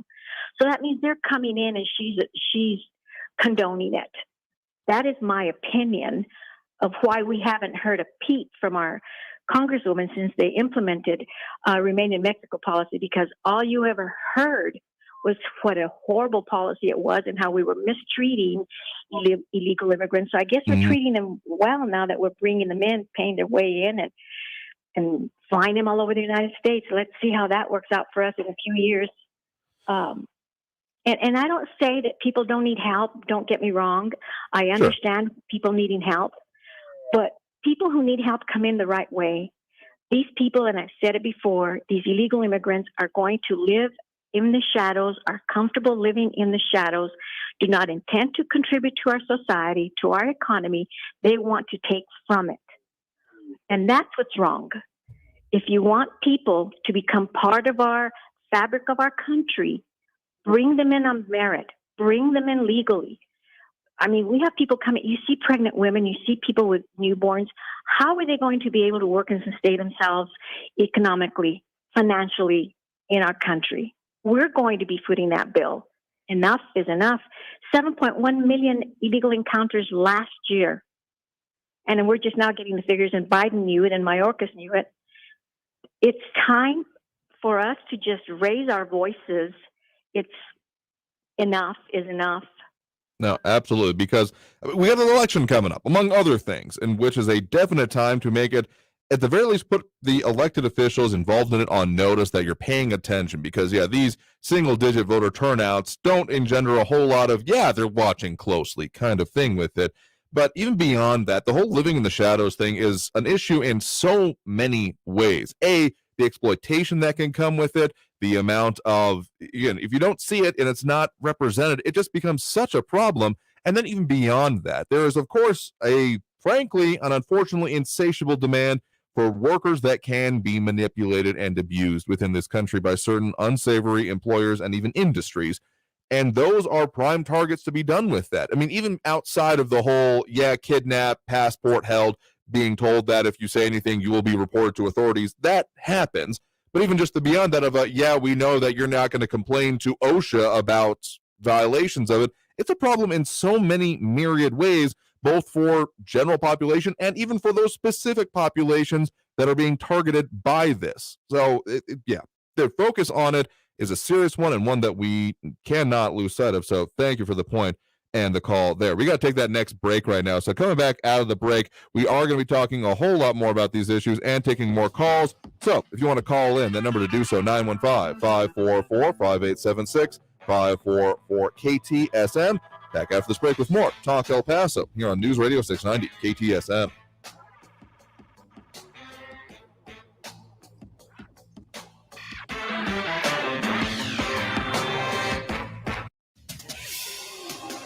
El Paso's News Radio 690 KTSM.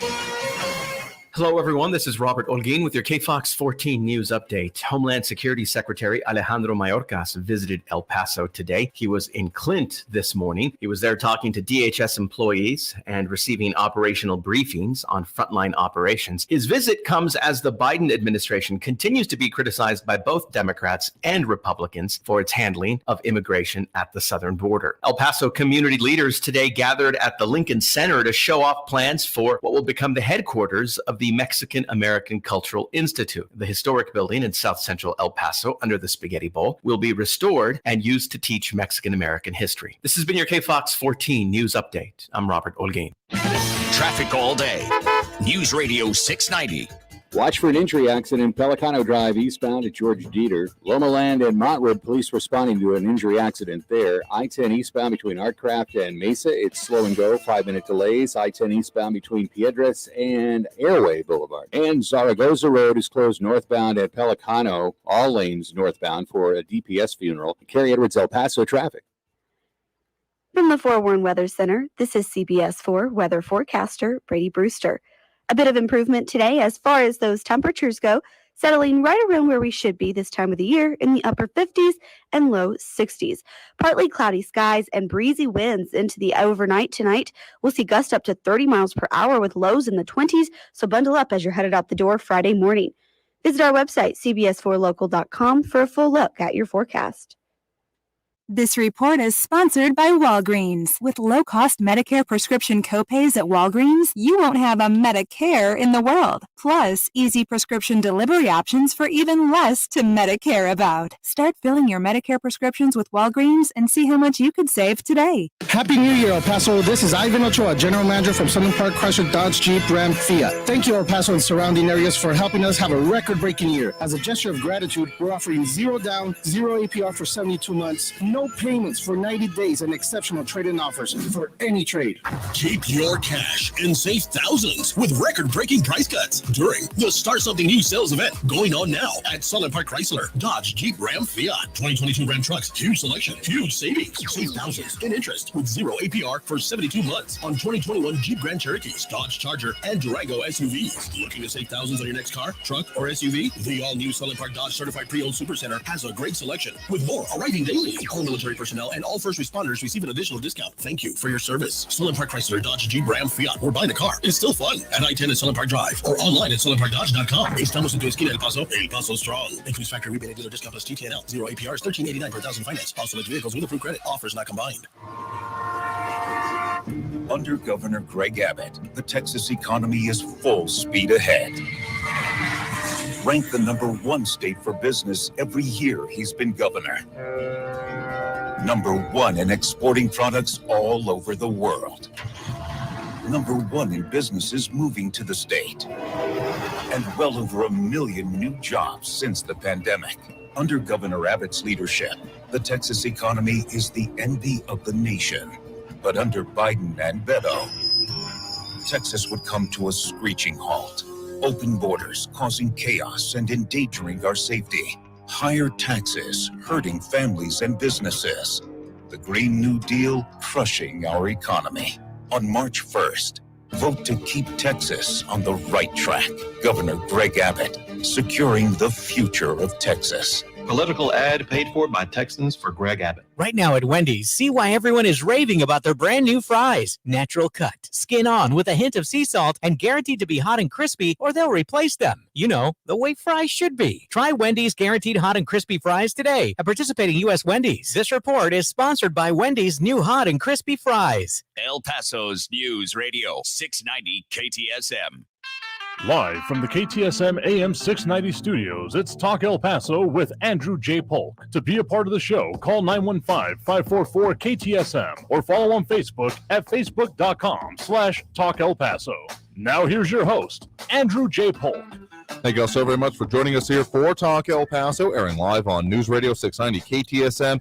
I'm your host, Andrew J. Polk. Thank you for tuning in, however you may be doing so, be it on air, online, live streaming through the free and reliable iHeartRadio app, or joining us over on the social pages, facebook.com/Talk El Paso, the Talk El Paso channel over on YouTube, Twitter at Talk El Paso, or Twitch, Andrew J. Polk. Those are just some of the ways you can interact with us. You can do that throughout the show. We do have those phone lines open right now, full up at the moment. It's been a busy day, but don't forget, we'll also be doing that tomorrow. We do the whole Friday thing, 4 to 6 p.m., taking those calls throughout the show, along with comments, because Friday is Free-for-All Friday. We'll take on any subject as long as you keep it clean. That's a major part of your calling in here, but plenty of calls in the line right now if you wanted to call in. Try to squeeze in 915-544-5876-544 KTSM. Major topics today, immigration and everything related to it. Border security, officials visiting in and around the region, briefings in other parts of the state and the border, the electoral implications that have come along with it. Everything. And a couple other topics we're working on for you as well. Some of those supply chain issues, what they mean both in general, and then some of those other border issues we've talked about, even on the northern border, but what it means here. All of that in the works here, as we got a lot more coming up with you in future weeks here, as we have a Calvin Williams, James Ratcliffe, and a whole lot more. John Braslin, Epifanio Yanni, Edgar Ortiz, Raul Amaya, Marky Mandingo, and more. Looping out if I didn't say that already, over on the social pages. So, again, want to comment, Thunderdome comments where the Skeptic Squad lives over there on the Facebook page. But getting to some of those calls here. Actually, I have an interesting one now from Jacob in the Northeast here. Jacob, thanks for joining us. Thank you for having me on, Andrew. So I'm actually a security guard for the unaccompanied children's camp on Fort Bliss, Texas. I can't tell you how they're treated when they're with Border Patrol or any of that. I can tell you once they get released over to the Department of Health and Human Services, which is where I'm at, they're treated extremely well. Okay. So when I say they're very well treated, I mean they have free medical, free dental, free vision, free mental health clinics, like on the actual facility for them. And we have 2 rec centers for them. One of them has professional grade athletic AstroTurf for them to play soccer on. The other one is, standard AstroTurf you find at a house. But I mean, these kids have everything free. They have free video games. They have free movies. You walk by the dorms that we have, and these are giant things, and you can hear music and movies being played. They had a concert for them for Christmas time. So, I mean, the kids are not being mistreated, and the amount of money that's being used is astronomical. One of the issues that has been brought up, frankly, across both administrations has been the concern about overcrowding and the lack of services being provided here. You've clearly addressed that kind of second point here, but when it comes to the amount of people and kids involved in this, does it seem from your perspective, anyway, not expecting to be involved in everything, that there is overcrowding or just too much jammed in any particular area or way that you've seen? No, I have not seen any type of overcrowding. I did talk to some of the guards that have been here much longer than me. They've been here since the day one of being open. They said initially things weren't set up properly. They'd never dealt with something this immense before, so they didn't know what to really expect. And at the beginning, I was told there was overcrowding issues. There was some problems, but at this point, we have 11 dorm buildings. Each building is able to house easily 200 plus kids. And right now, I think we only have maybe 2 or 3 dorms that even have any kids in them. Interesting. I mean, we have seen some changes in what's going on with it. Well, thank you very much for your perspective on this. I do appreciate it. Yeah, I would like them to do something. Okay, sure thing. Keep it open is very high. I've been told it's close to $6 million a day almost. This isn't sustainable. I don't care if it's even only $6 a day per child. It's not sustainable. We have to do something about this. Veronica Escobar, our congresswoman, she should either be replaced or she should start talking up and actually putting forth something to change what's happening of letting people in our country that we don't even know who they are. Absolutely agree with you on there. So that's all I have, though. No, appreciate Thank you. Thank you very much for the point in the call. Do appreciate it. Yeah, definitely appreciate perspective from what is actually going on there, because it's a hard thing to see even from, our news partners, because there's only certain tours that happen, but the real everyday day-to-day operations, it's hard to get a measure on. All right, so thanks for that point in that call. Trying to get to a couple others here before the end of the show. Again, if you want to try to squeeze in, 915-544-5876, 544 KTSM. We do have Joe on the west side here with us right now. Joe, thanks for joining us. Hey, Andrew, how are you today? Doing all right. What's on your mind? Well, I just got in late, and regarding the insurrection, the reason why the Democrats are actually playing this insurrection card, which I call the Fedsurrection, not the insurrection? Do you know the reason why? I mean, there's quite a lot of political implications of it, but what did you have in mind? Well, I posted the link on the comment section on Facebook. Basically, they're testing it out right now with some obscure congressperson in New York that was there on the day of the rally. But there's Section 3 of the 14th Amendment, and there's a special clause that takes back to the Civil War. And their end game is basically, if you read the link I've set on the 690 Facebook page, their end game is disallowing Trump to run again in the next presidential election. And if it works with this congressman, I forgot which congressman it was. I heard on the Dan Bongino podcast today, but if it works with this congressman, then they're going to actually try it on to prevent Trump from running again, which, I think there's better candidates than Trump myself. He had his chance, and he didn't drain the swamp but maybe 1 ounce out of an ocean of water. But that's the main reason. If you go back and look at the link I put, there's a good article about the New York Post, and the day, like I said, there was a good, they're actually trying it on some congressman, I believe, from New York. Okay, thank you for that point in the call there. I think we lost you there at the end. But yeah, I have heard of that particular standpoint previously. And so Section 3 of the 14th Amendment, coming into place just after the Civil War as the complement then to the 13th Amendment. I mean, the text that everyone knows about that, about defining what a citizen of the United States is, very important. I've had it back in my civics day.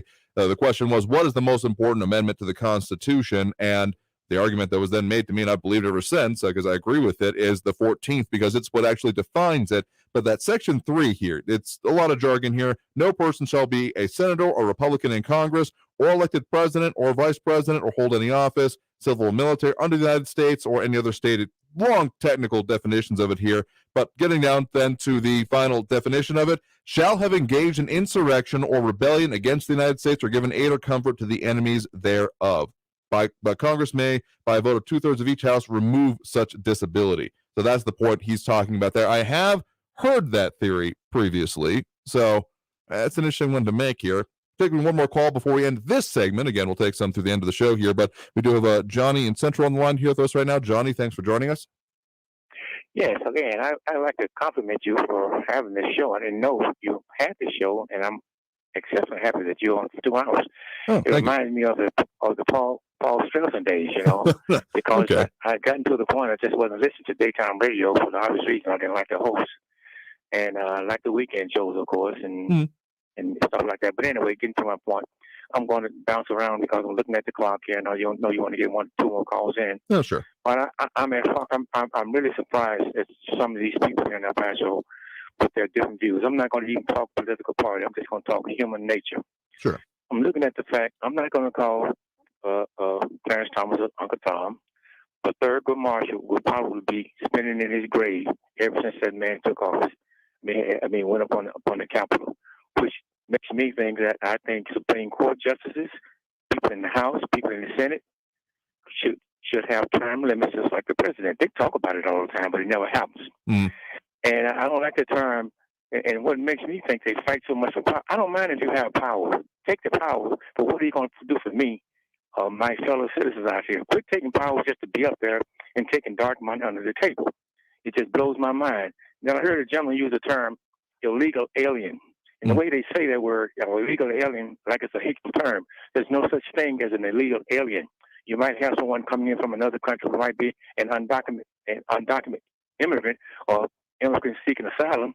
And everybody in this country who might have been born here, I'm quite sure if they check their lineage, somewhere down the road, their forefathers came in on a boat or swam over from another country.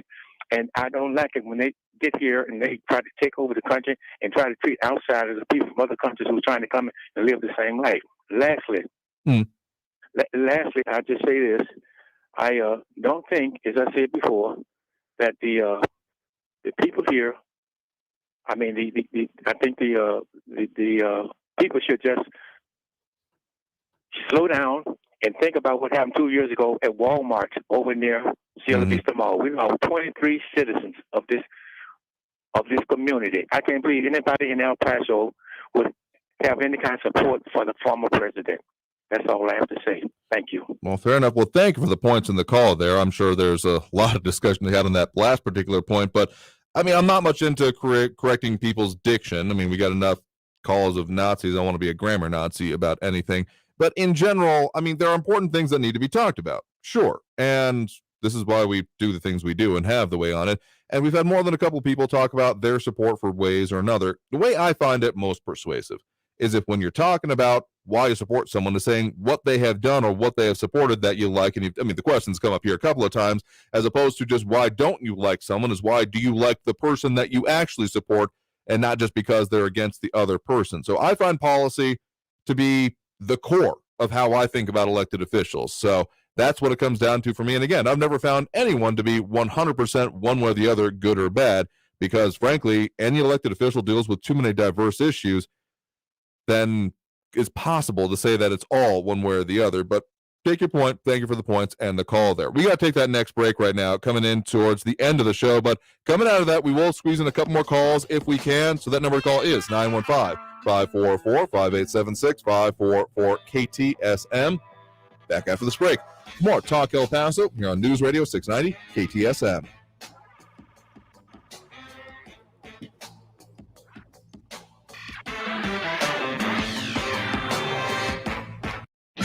Traffic all day.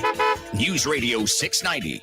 Because of tonight's DPS funeral for Special Agent Anthony Carlos Salas, Zaragoza is closed at Pelicano, so all northbound traffic is closed. There's only one southbound lane that will be left open. Injury accident, Zaragoza at Pelicano right now with police on the scene. Another injury accident, Mesa Street at the I-10 Desert Boulevard. Loma Land at Montwood. Look for an injury accident there. Carrie Edwards, El Paso Traffic. This report is sponsored by Indeed.com. Need new hires in the new year? You need Indeed to help find your next hire. When you sponsor a post, you get a list of quality candidates whose resumes on Indeed match your job description. Visit Indeed.com/credit. Mass Mutual knows retirement can be an uncomfortable conversation. Who's the big boy? You are. Who's going to take care of us when we retire? It's gonna be you. You're going to make sure we don't end up in a retirement home. Or if we do, it's a really nice one. With tango lessons. And bocce ball. And a community pool.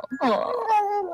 Talk to us about retirement today. Feel comfortable about tomorrow. Mass Mutual. Live Mutual. Embark on a deep dive into the case of the infamous Green River Killer on the Shadow Girls podcast. Join Carolyn Osorio as she re-examines the 20-year investigation of the brutal slayings of 49 young women, uncovering never-before-heard audio and a long-buried secret. Imagine you're this young girl and you're on the street. A guy come up, you jump in, you drive off, you disappear into the night. Listen to the Shadow Girls on the iHeartRadio app or wherever you get your podcasts. Oh, it's doing great. I've been on it now for about 3 and a half years. I've lost 67 pounds, and I feel better than I did at age 40. The only thing I'm just getting older. That's the only thing it doesn't stop. Other than that, I feel good. Listen, we're all getting older, but that doesn't mean you have to feel your age. Are you ready to turn back the clock? It's 2022, and there's never been a better time to start looking and feeling young again. Introducing Andro400.com. Andro400.com has proven solutions to melt belly fat, increase mood and memory, increase energy, and bring that spark back to your love life. Visit Andro400.com or call 888-400-0435 to see which product is right for you. Try the safe and natural way to start feeling and looking your best. And there's nothing to lose with an industry-leading 90-day money-back guarantee. Visit Andro400.com or call 888-400-0435. Because everyone deserves excellent medical care, El Paso has its own free community medical clinic.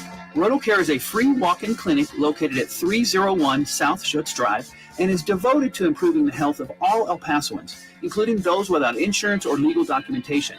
RotoCare is open most Saturdays from 9 a.m. to noon. For more information, call 790-0700. RotoCare, because everyone deserves excellent medical care. News Radio 690 KTSM. Live from the KTSM AM 690 studios, it's Talk El Paso with Andrew J. Polk. To be a part of the show, call 915-544-KTSM or follow on Facebook at facebook.com/Talk El Paso. Now here's your host, Andrew J. Polk. Thank you all so very much for joining us here for Talk El Paso, airing live on News Radio 690 KTSM. Bunch of ways to interact with the show, even as we're rounding on the bend here on our second hour. Don't forget, we are doing that whole free-for-all Friday thing tomorrow, which means we'll be taking those comments and calls throughout the show because, well, it's just what we do. It's been kind of a tradition, as close as you can call it, in this incarnation of the show. But the pressure relief valve for the week will take on any subject. Just keep it clean if you're calling in. We saw those FCC rules. But we open it up a little bit more beyond just the what is exactly going on here or directly affecting us in the borderland. Take it a little bit further than that, so don't forget about that. And also leaving the pound 250 messages for that. We will play those during the show. It's kind of your foot in the door, even if you can't call in. Don't make it on the line because they do fill up. You can leave us a message, pound 250, then say the phrase Talk El Paso when asked for the keyword. and you can leave us a message day or night. Again, good way to do it here, particularly as we're running the Ben on the end here. Might not run out of not have enough space, but get into a couple of those calls before we end the show. We do have Ben on the east side here with us right now. Ben, thanks for joining us. Yeah, the other day I found out that our medical experts here in El Paso were trying to say that we should not use we should use only non-pharmaceutical products to treat and prevent COVID-19. So I went and decided I would go ahead and talk about it. There are several things, a number of things that you could take. Green tea extract. Okay, this is the Zelenko protocol. Green tea extract or quercetin, zinc, vitamin C, and vitamin D3. There's a product called NAC, N-acetyl-L-cysteine, recommended by the NIH. Turmeric with black pepper. B complex, Bifidobacterium bifidum, has been shown to be lacking in people that get bad case of COVID. Mouthwash and nasal spray. Of course, nasal spray, 1% povidone iodine, and mouthwash, either scope or Listerine. And to round it out, melatonin. If you're sick, you should have plenty of sleep. Melatonin has an antiviral property also. So all these things, in case anybody wants to do, take the advice of our medical leaders here in El Paso, those things actually do work. And you can get all of those things over the counter. Oh, yeah, absolutely. I mean, I've been doing the vitamins myself. I kind of had a regimen I was on before this, but I've been doing pretty religiously. Vitamin D, vitamin B with a good dose of vitamin C, because that's just a good idea at any point, particularly during disease season. So that's what I've been doing personally, and I found that to be useful for myself. So yeah, if it makes sense for you. And yeah, when it comes down to those non-pharmacological interventions, again, that seems to be very supply focused, but all of this other stuff you said out there, absolutely available, and something you can probably find, for the most part. Some of those names I did not recognize, I'll admit, but most of that can be found pretty easily. The Zelenko protocol, at the beginning of the pandemic, Vladimir Zelenko came out and said that zinc with vitamin C and vitamin D3, and he recommended hydroxychloroquine, but they outlawed hydroxychloroquine. Therefore, he had to find something else, and he came up with green tea extract or quercetin as the zinc ionophore, the zinc that allows zinc into the cell to kill the virus. So all those things might save your lives if you can think about everything I just said. I hope you wrote it down. I probably shouldn't say it again another day. Yeah, fair enough. Well, thank you very much for the point of the call. Do appreciate it. Thank you. All right, I think we got time to squeeze in one more quick one. We got David over in Central right now. David, thanks for joining us. Yes, sir, Andrew. I've lived here all my life, El Paso. My life has been over in Juarez also. Okay. Not that I ever lived in Juarez, but I spent a lot of time out there with my family here in El Paso and stuff like that. But I mean, this is something that maybe people don't usually think about here as Hispanics in El Paso, and that this is such a free country that people can drive around. I mean, if they want to have a Mexican flag or a Puerto Rican flag, or I haven't seen a French flag, or Italian flag. Let's say we all express each other here in the U.S. freely because of the First Amendment, I guess. But let's go and say that this is maybe what people don't think about here in El Paso. But you try to hang a flag.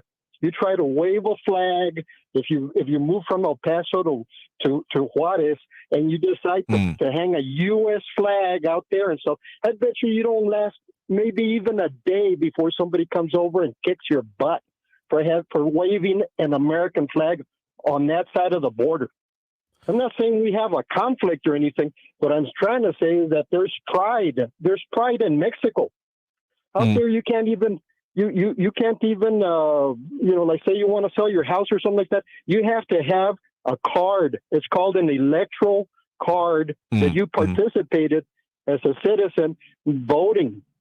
And from there on, you can move on and get your light bill. You can get light installed at your house, and you can't do anything without what's called an electoral card.